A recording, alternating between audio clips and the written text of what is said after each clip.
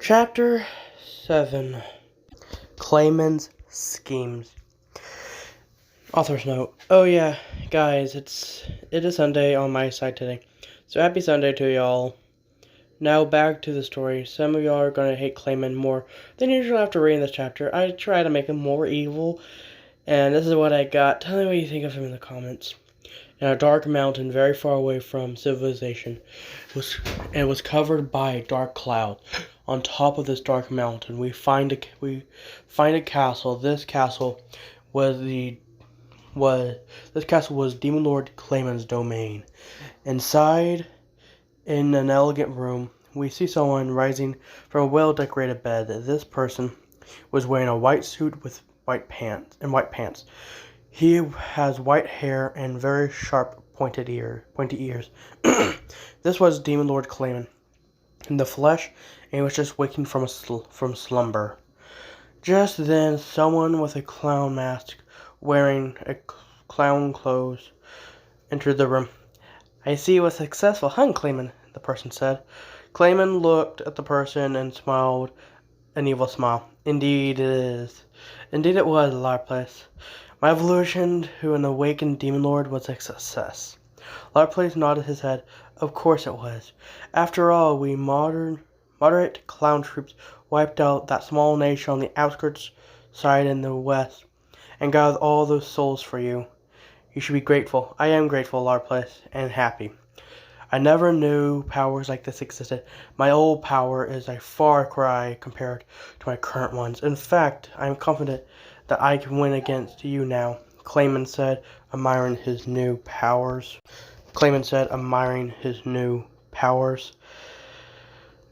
"Well now, let's not get overconfident with our powers," Larplace said while scratching his head. "By the way, is everything ready for the Woolprigs that will be happening tomorrow?" "Of course everything is.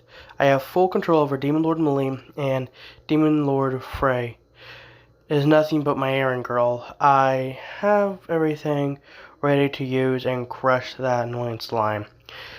And with my new powers, crushing him is all but assured," Clayman said with an arrogant tone. "Well, if you're that confident, then I have nothing to worry about. Just be sure to not let your guard down," Larplace advised. Clayman got an annoyed look. "Are you suggesting I could be manipulated?" Larplace raised his arms in a surrender. "Hey, now, I am just saying that you should be careful. After all, you're dealing with Demon Lords. And with that, I bid you a good day." He disappeared after that. Clayman had a furious look on his face. How dare that Larplace thinks I, Clayman, can be manipulated by those wannabe Demon Lords. That may have been true before, but now I have awakened to a true Demon Lord. I can never be misled by anyone." Clayman then left his room and headed to his office.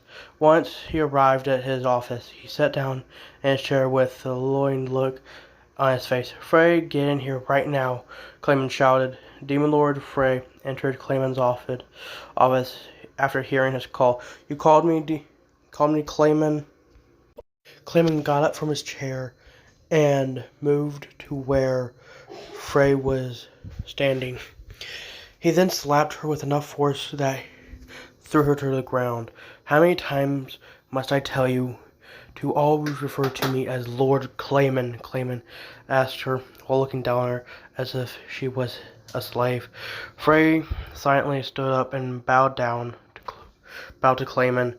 "Forgive me for my insolent, Lord Clayman. Please, how may I serve you?" Clayman smiled. "See, now that's better. And you always remember to obey me, or your people will get it. Remember, your heart is in my possession, so no funny business. Understood?" "Yes, Lord Clayman," was her only response. "Good. Now remove those clothes and start your work," Clayman commanded. Frey silently took off her clothes and got on her knees to please Clayman. Ever since Clayman took her heart in his possession, her life and all her people's life began belonged to him. It happened when she was kidnapped by those clown troops and she was brought to Clayman, and he used a spell to bind her heart. And now he only pressed a button and she will be dead in a second. To make matters worse, a massive spell has been placed in her city with all her people being unaware of it. So if he so chooses, he could activate the spell, which will suck all her people's souls. Because of this, she was forced to do what Clayman wants in order to save her life, but he and the life of her people. That's why she had become a slave of Clayman, not a naughty slave of Clayman, for a very long time. Whenever he was angry, he would call her and have her do all kinds of things that are very difficult to mention. After using her to his liking, he would then beat her up until he was satisfied. Until then, he would ask her to heal herself. Truly, she had been living a life of crap ever since Clayman took her heart. Her only hope was Demon Lord Milim, who saw the truth about what Clayman was doing with her. Milim always loved that magic-born slime named Rimiru. It was obvious after seeing how she acts whenever he was brought up. So when she learned that Clayman was planning on hurting Rimiru, she was very angry and was about to kill Clayman. But when Frey learned of this, she merely rushed and stopped Milim from going and kill Clayman. Milim asked her, and she explained everything to her about what Clayman has done to her and what he will do to her if anyone disobeys her. She told Milim that Clayman will kill her if Milim attacks him. Milim was reluctant but accepted, but she even came up with a plan to pretend to be under Clayman's control in order to find out where he is keeping the magic remote that binds Frey and her people. That is the plan, but Frey knew that it will not work.